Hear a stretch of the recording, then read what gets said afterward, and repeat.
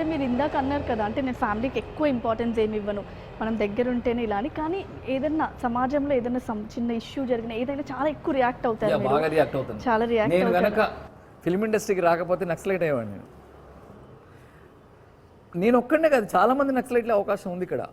మీ ఇంట్లోంచి బయలుదేరి ఛానల్కి వచ్చి ఛానల్ నుంచి మళ్ళీ ఇంటికి వెళ్ళే లోపు నువ్వు ప్రతి విషయం పట్టించుకో స్వాతి, మార్నింగ్ కల్లా నక్సలైట్ అవుతావు. ప్రతి విషయం పట్టించుకోవాలి.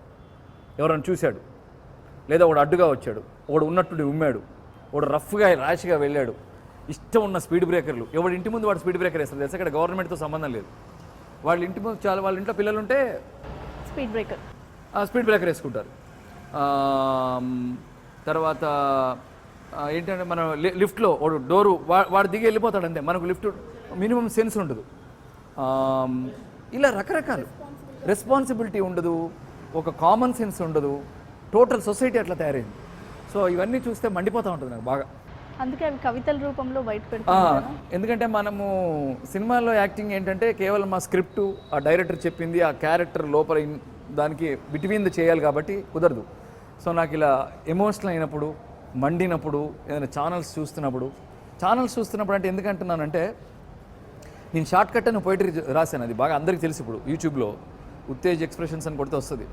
నేను ఒకసారి ఛానల్లో చూస్తున్నా, ఒక 10-15 మంది ఆడవాళ్ళు వరుసగా పడుకున్నారు.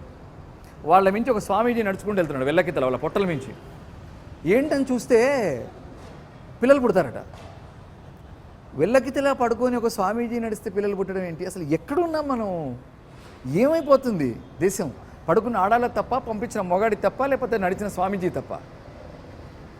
అలాగే ప్రతిదీ ఎవడో కోపం వస్తే బస్సులు పగలగొడతాం, ఇంకేదో చేస్తాం. అది మనకే నష్టం రా, ట్యాక్సీలు మనకే వేస్తారా? ఎవ్వడికి ఉండదు. మనం ఆవేశం తీరాలంతే. సో నాకు అలా ఈ చెక్ పోస్ట్లో, ఇప్పుడు చెక్ పోస్ట్ ఉంది, సిగ్నల్ పడింది, రెడ్ లైట్ వచ్చింది, ఆపరు. అలాగే 15 నిమిషాలు అయినా సరే హ్యాండ్లింగ్ ఎలా హైడ్లింగ్ ఇస్తూ అలాగే ఉంటారు. పొగ, స్మోకు, మినిమం సెన్స్ ఉండదు. ఫుట్పాత్ల మించి వెళ్ళిపోతూ ఉంటారు. ఇక అరే మినిమం ఫారిన్ కంట్రీస్ స్వాతి ఒక్కటి మాత్రం నిజం, చాలామంది ఏదో ఇక్కడి వరకు అమ్మాయిలకు ఇంగ్లీష్ సినిమాలో నెక్కర్లు వేసుకొని ఏదో ఎక్కువ క్లబ్బులు కనపడగానే ఫారిన్ అంటే ఇదే అనుకుంటారు. ఫారిన్లో ఉన్నంత డిసిప్లిన్, ఫారిన్ కంట్రీస్లో ఉన్నంత ప్రొఫెషనలిజం, ఫారిన్ కంట్రీస్లో ఉన్న డెడికేషన్ మనకు లేదు. పక్కన 2 hours దూరంలో ఉన్న బ్యాంకాక్లో ట్రాఫిక్ చూస్తే షాక్ అవుతాం. ఒక డిసిప్లిన్ ఉంటుంది. ప్లస్ అర్ధరాత్రి 12:30, 1 o'clock అయినా సరే సిగ్నల్ ఉంటుంది. ఒక్కడే ఉంటాడు.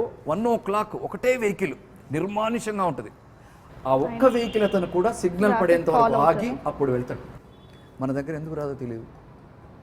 ఫోటోలు తీసుకుంటూ ఉంటాం, ఇలా మధ్యలో ఒకటి నడుచుకుంటూ వెళ్ళిపోతారు అంతే.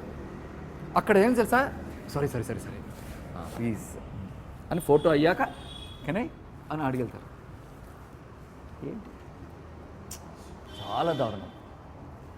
అందుకే బాగా బాధేసి, సో ఈ ఆకలి తీర్చుకోవడానికి పోయిటరీ